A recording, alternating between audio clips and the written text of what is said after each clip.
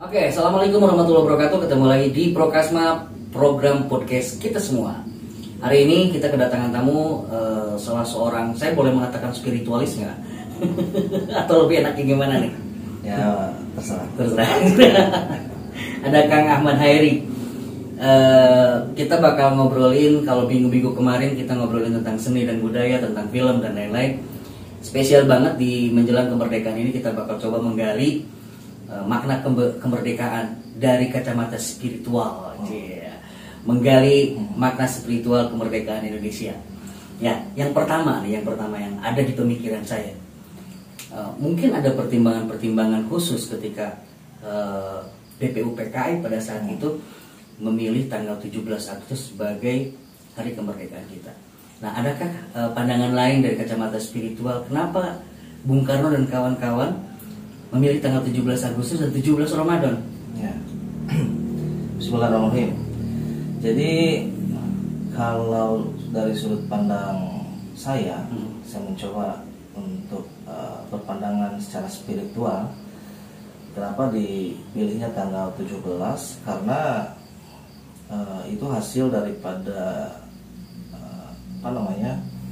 istikharah dan juga perjalanan spiritual juga para terdahulu kita, yang mana kalau ditanya pastinya mungkin hanya mereka yang tahu, karena yang pasti itu melalui proses yang luar biasa, baik secara zohirnya, apalagi secara batinnya gitu ya. Sampai beberapa hari para pejuang kita itu tidak tidur, tidak tidur karena bermunajat kepada Allah Subhanahu Wa Taala, meminta kepada Allah Subhanahu Wa Taala yang terbaik menurut Allah Subhanahu Wa Taala.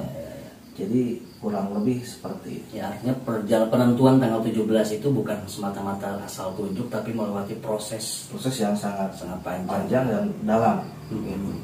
Ya, itu juga kan Indonesia itu selalu mengait-ngaitkan dengan angka 17, 845 sampai dikaitkan juga dengan lambang negara Republik Indonesia, sayapnya, kemudian bulu ekornya, bulu lehernya, itu kan disamakan dengan seperti itu. Ini menurut saya menarik karena sebagai literasi numerik mungkin masih bisa masih masuk akal gitu ya. Saya ingin lebih menggali lebih dalam gitu loh. Apakah memang Indonesia ini selalu budaya dari dulunya cocok logi atau apa ya? selalu berpatokan pada cocok logi dan mensakralkan sesuatu gitu. Terkait dengan hal tersebut, teori dasarnya adalah seperti ini. Letak geografis suatu tempat itu mempengaruhi kultur, budaya, makhluk yang ada di tempat itu. Makhluk ini macam-macam. Contoh dari misalkan di cuaca panas, itu hewannya biasanya tidak berbulu tebal. Atau misalkan di cuaca dingin, itu pasti hewannya tebal, itu makhluk juga. Begitu juga dengan manusia. Jadi ketika suatu tempat letak geografis tertentu, maka itu mempengaruhi kultur dan budaya. Nah, kebetulan di Indonesia memang kultur dan budayanya dari dulu itu tidak seperti budaya negara lain yang mengedepankan logika, tapi ada nilai-nilai yang sangat luhur, lagi-lagi yang sangat mendalam, yang ini harus dipahami. Kadang-kadang di zaman milenial itu kurang bisa memahami sampai ke sana. Nah, gitu. Memang berat sih, karena tidak ada pakemnya gitu ya. Memang berat, tapi minimal tidak juga kita menjudge bahwa ini ortodok, ini pemikiran yang keliru, ini langkah yang terlalu kuno. Tapi justru boleh jadi budaya yang dulu itu boleh jadi itulah jati diri kita.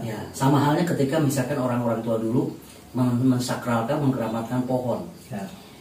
Jangan lewat ke situ, angker. Kemudian jangan lewat ke situ, banyak setannya gitu misalkan.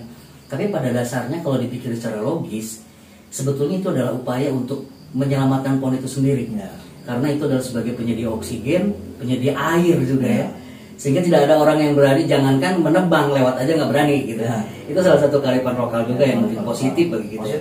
Cuma yang menarik buat saya kemarin itu ketika kita dihadapkan dengan puncak-puncaknya pandemi, episode 2 ya. Kemudian orang-orang justru tidak takut dengan hal itu, malah justru takut dengan keranda terbang.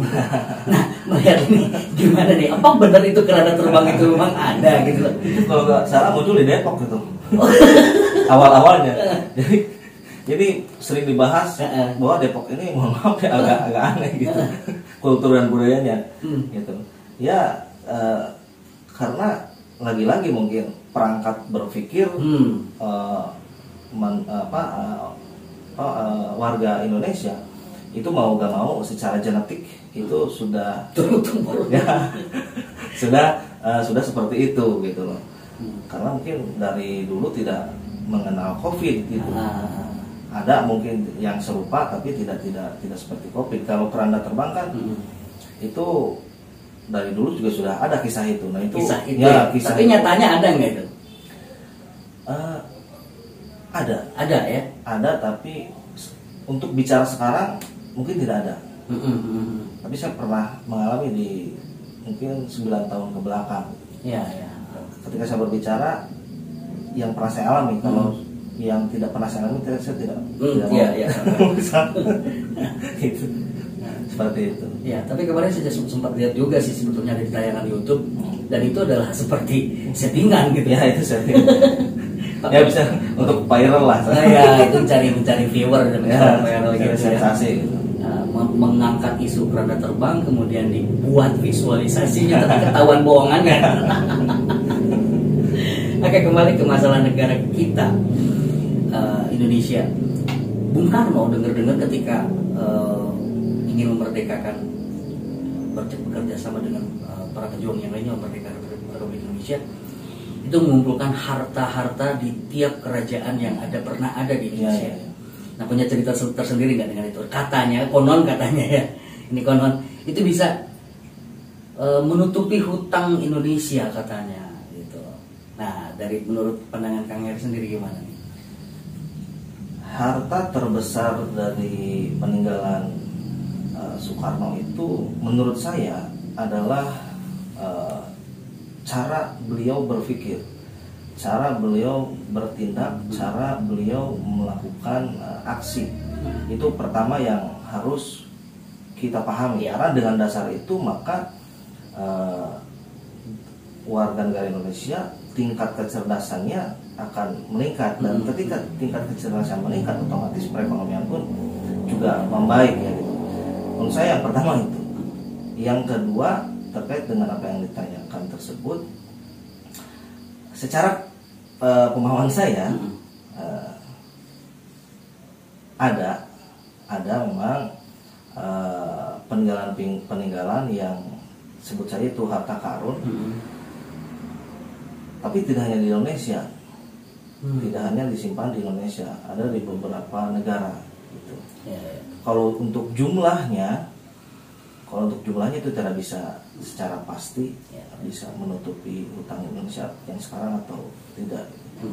Yang jelas poinnya menurut saya ada. Cuma hal ini kadang-kadang sering disalahgunakan oleh oknum-oknum ya, dalam tanda petik itu, bahwa dulu ada UB uang Bung Karno. Ya. Berapa ratus orang tertipu dan lain-lain. Ini sangat disayangkan sebetulnya. Makanya saya tanyakan, memang benar nggak sih ada harta karun uang Bung Karno? Apa harta karun Bung Karno itu benar atau tidak? Tapi memang benar adanya ya. Ada. Cuma ketika misalkan dimanfaatkan oleh orang-orang yang tidak bertanggung jawab jadi satu kriminal. Ya, kalau ini sendiri proses perjalanan di Indonesia, barangkali Kang Heri bisa pernah mendengar tentang Sabdo Palon? Sepintas ya. Tentang ramalan mungkin Raja Siliwangi mungkin itu juga sepintas. Ya. Sudahkah Indonesia sekarang ada di titik salah satu ramalan-ramalan itu? Sudah. Ya. Di bagian mana tuh? Kita sudah ada di bagian mana? Mendekati kehancurankah? Mendekati kemakmurankah gitu? Ini saya agak sensitif ya. Kalau boleh jujur, karena momennya kita momen kemerdekaan. Momen kemerdekaan. Yang jelas kita harus optimis saja dulu. Optimis. Walaupun memang faktanya memang dirasakan semua memang. Karena ini sebenarnya tidak mesti dijawab secara gamblang. Hampir semua warga memang sudah merasakan efek daripada hal tersebut gitu. Termasuk mungkin juga kita juga mungkin gitu ya. Efek itu kan macam-macam ya. Salah satunya dengan kegiatan-kegiatan yang dikurangi apa segala macam gitu. Ya itu sudah terjadi sekarang itu. Sudah terjadi. Apakah Indonesia akan mengalami masa emas dan masa kejayaannya atau sudah terlewat masa-masa kejayaannya? Teorinya seperti ini. Pesta itu pasti berakhir. Begitupun juga sebaliknya. Ketika tidak ada pesta, pasti suatu saat akan ada pesta gitu. Ya, kita anggaplah sekarang ini masa yang kurang menguntungkan. Tapi saya yakin bahwa di waktu-waktu dekat ini perlahan Indonesia akan bangkit lagi, akan pulih lagi, asal kita bersama-sama satu frekuensi. Cara berpikir kita, cara bersikap kita, dan cara penafsiran kita tentang keadaan. Memang sulit, tapi itulah yang harus kita hadapi saat ini. Mau nggak mau gitu ya.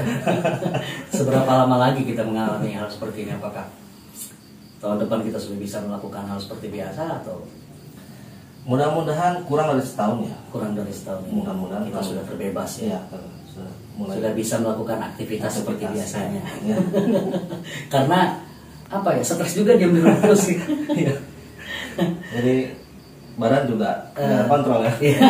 Badan nggak kontrol. Ini akibat 2 tahun ini. Hampir 2 tahun seperti ini. Rambut yang tadinya hitam tiba-tiba jadi putih. Ada di bleaching satu persatu. Efek samping ya. Itu ngaruh banget gitu, ngaruh banget. Dan salah satu upaya untuk menjaga kewarasan adalah bikin podcast seperti ini. Oke. Tadi dikatakan bahwa satu saat kita akan mengalami puncak kejayaan ya, puncak kejayaan. Kalau di Raja Siliwangi ada budak Angon. Nah, budak Angonnya udah ketemu belum ini? Saat ini belum. Belum ya? Saat ini belum. Tapi dia mulai sedikit-sedikit mau muncul sekarang. Itu ramalan bener apa sih? Yang namanya ramalan itu bener apa enggak? Kalau tergantung kepercayaan apa gimana? Kalau percaya sih jangan. Kalau menurut ajaran kita sebagai muslim, kalau percaya sih jangan. Tapi kalau dijadikan patokan sebagai dasar riset dan evaluasi, itu sah-sah saja. Karena mungkin orang dahulu itu evaluasi risetnya itu jauh lebih mendalam, lebih canggih daripada zaman sekarang. Dari tingkat sensitivitasnya, dari tingkat feelingnya kuat, dari logikanya yang mungkin tidak terjangkau oleh kita gitu. Seperti itu. Setuju nggak kalau kayak mengatakan kalau zaman dulu orang-orang pada sakit karena oksigennya masih bersih? Setuju. Karena oksigen sekarang sudah tercampur polusi kan. Orang pada zaman dulu latihan pernapasan kan bisa terbang beneran, gitu kan, bisa meringankan tubuh dan lain-lain. Karena memang pada saat itu oksigennya masih full melimpah, pohon-pohon belum ada yang ditebang gitu kan. Sebetulnya itu kemampuan ada nggak di setiap diri manusia untuk membangkitkan energi yang ada dalam tubuh manusia itu? Ada. Itu kalau di logika kan itu namanya second wind. Second wind. Itu hanya istilah saja. Kalau diartikan itu nyawa kedua. Contohnya seperti ini, ketika maling di suatu tempat dia ketahuan, dia dikejar-kejar tuh, dan dengan warga itu sudah terpojokkan, dan di pojok itu warga sudah mikir nih, nggak bisa bakal kabur lagi. Nggak mungkin kabur lagi Karena ada pembatas benteng yang mungkin tinggi banget gitu. Tapi dasarnya ketika seorang itu yakin dan dalam kondisi terdesak, maka kemampuan itu muncul secara otomatis. Padahal emang aslinya juga ada, tertidur dalam bawah sadar. Nah, sedangkan kita metode manusia itu kebanyakan ketika belajar, ketika beraktivitas itu menggunakan metode alam sadar. Makanya lama hafal, cepat lupa. Karena memakai alam sadar. Padahal lebih dari 90% kapasitas otak kita itu lebih besarnya di alam bawah sadar. Hanya 10-13% yang kita gunakan untuk berpikir itu alam sadar. Ini agak dalam ya. Ini nggak apa-apa. Kurang lebih seperti itu. Ya. Kembali lagi ke Indonesia lagi nih, saya tertarik dengan ada beberapa teman-teman penulis yang mengatakan bahwa di Sunda kita mengenal karuhun ya. Mengenal karuhun. Para pendahulu kita, kalau dilihat dari secara agama bahwa mereka yang sudah meninggal kan sudah tidak ada hubungannya lagi dengan alam dunia gitu ya. Tapi ada beberapa orang yang percaya bahwa karuhun Indonesia itu sekarang sedang bersedih karena ya seperti itulah keadaan Indonesia sekarang, bahkan tidak hanya Indonesia tapi juga dunia. Satu saat katanya karuhun akan datang, akan menagih janji, bukan menagih janji sih, mencoba mengembalikan tatanan pola yang sudah hancur-hancuran ini. Sudah kelewatan. Peran besar karuhun ini dari segi spiritual bisa terlihat nggak kan? Memang masih melekat ya, melekat dan itu bisa saja terjadi. Tapi kalau ditanya memang dari segi spiritual pun ada dua sudut pandang. Ya. Gitu. Yang pertama kalau kita secara tauhid memang penjelasannya kurang lebih seperti ini. Alam itu kan dibagi 5, alam ruh, alam perjanjian purba, yang mana kita pernah dikumpulkan oleh Allah Subhanahu Wa Taala di alam tersebut. Yakin atau tidak yakin, kita pernah berkumpul semua di alam ruh. Kemudian itu alam rame, kemudian ke alam sepi, alam ewang-ewangan, alam sorangan, itu alam rahim. Percaya atau tidak, kita pernah melewati alam rahim. Sadar tidak sadar dan pernah melewati. Ketiga alam rame deui, alam rame lagi, itu alam dunia. Sekarang kita jalan nih, dan nanti keempat itu alam sepi alam sendiri, yaitu alam barzah.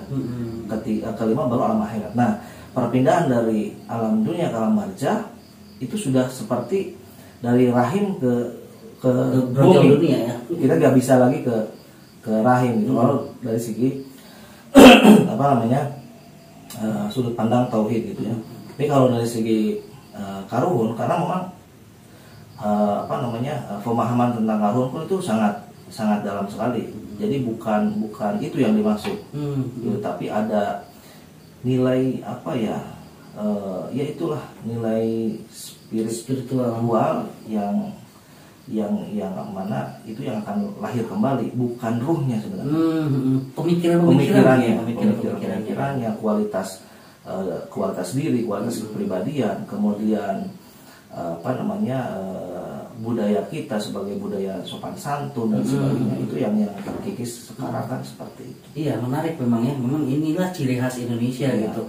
Kalau digali secara logis itu betul sekali. Kalau menurut saya cocok gitu, bahwa yang akan kembali itu adalah pola pikir mereka, kecerdasan mereka, atau SDM-nya itu yang dulu. Karena dari dulu sebenarnya orang tua kita mengajarkan anak-anak Indonesia itu harus visioner ya, mikirnya jauh ke depan, bukan besok, 1 hari 2 hari, tapi apalagi laki-laki.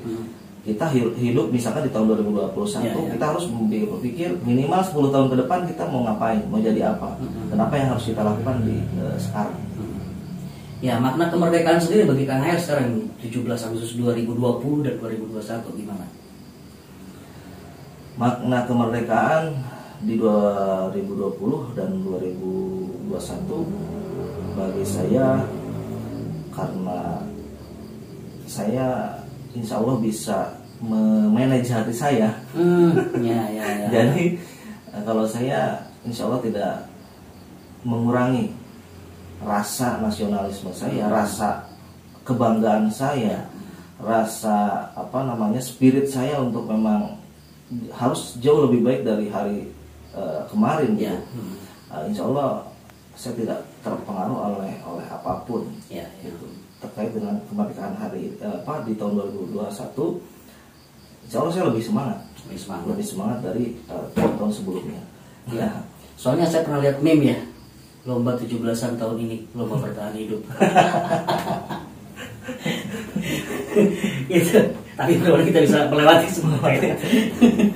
Nah, terakhir mungkin tentang kalangan muda kita ya, pelajar ya, pelajar kita. Kita aja dulu waktu kita sekolah, ya sekolah itu untuk upacara itu susah banget. Bener nggak Dok?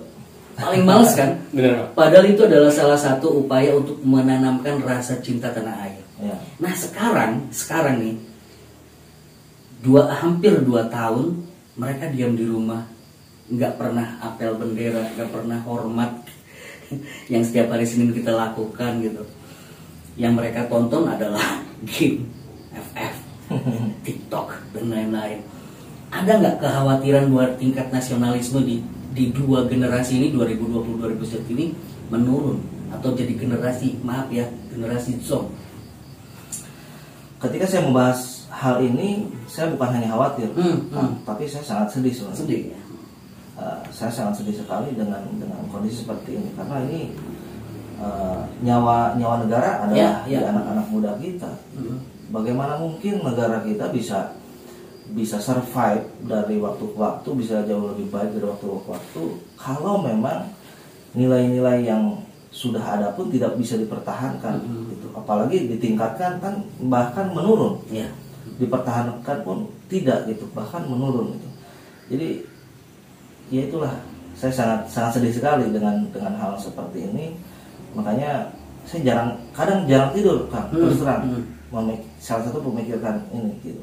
Bukannya memang saya sok-sokan, karena tugas salah satu manusia adalah memikirkan juga umat gitu ya, memikirkan umat gitu. Makanya dari dulu juga saya memang concern dengan hal itu. Saya mendirikan yayasan, saya mendirikan majelis zikir, itu bukan untuk apa-apa, bukan untuk mencari berawal dari kegelisahan itu ya. Karena untuk sama-sama belajar thalabul ilmi kan, seperti itu. Ya, mungkin kita juga bisa mengupayakan bahwa yang kira-kiranya nyampe ke anak bahwa lu orang-orang tua zaman dulu hanya untuk mengibarkan bendera aja, mereka tuh taruhannya nyawa gitu. Lu sekarang tinggal berdiri, hormat apa susahnya gitu kan, daripada pegang game dan lain-lain. Atau misalkan si Aldo sendiri biasanya kalau hari Senin malas upacara karena panas dan lain-lain, itu belum seberapa gitu ya, belum seberapa dengan apa yang sudah diperjuangkan oleh para pendahulu kita gitu. Nah, menurut Kang Hair, langkah real apa nih yang harus kita lakukan agar mengantisipasi generasi zombie yang tercipta gitu? Ya, kita harus berbenah segera gitu. Kita melakukan aksi nyata kepada anak-anak didik kita dengan menanamkan nilai-nilai yang hilang, bukan dengan teori. Betul. Karena dasarnya seperti ini. Ketika kita ingin belajar renang, 10 tahun kita belajar renang teori, insya Allah ketemu air kita tenggelam. Tapi sebaliknya, ketika kita ingin belajar renang, langsung belajar tanpa setahun pun insya Allah kita bisa berenang gitu ya. Dalam hal ini kita harus melakukan aksi nyata, melakukan pendidikan dan pengajaran dengan metode-metode mungkin yang nanti akan diracik sendiri oleh pendidik kita gitu, yang mana itu harus segera dilakukan. Okay. Intinya sih kita semua berharap kita bisa lewati semua masa-masa ujian ini ya. Kita bisa segera bisa kembali beraktivitas seperti biasa. Oke, terakhir saya minta satu quotes deh untuk teman-teman yang lagi nonton di Arema nih. Ada satu kata mutiara atau kalimat sakti apa nih yang bakal dikasihin? Ya, quotesnya seperti ini aja lah. Karena situasinya sedang banyak yang ngomong susah gitu ya. Jadi quotesnya seperti ini: susah dan senang hanyalah permainan kata. Susah dan senang hanyalah permainan kata. Sebetulnya seperti itu. Tinggal dipilih saja sebenarnya. Hati kita mau dibikin susah atau dibikin senang. Maka dari itu susah dan senang lahirnya di sini. Lahirnya di sini. Ya. Harus pintar-pintar kita menciptakan kebahagiaan. Iya, karena kebahagiaan itu diciptakan bukan dicari.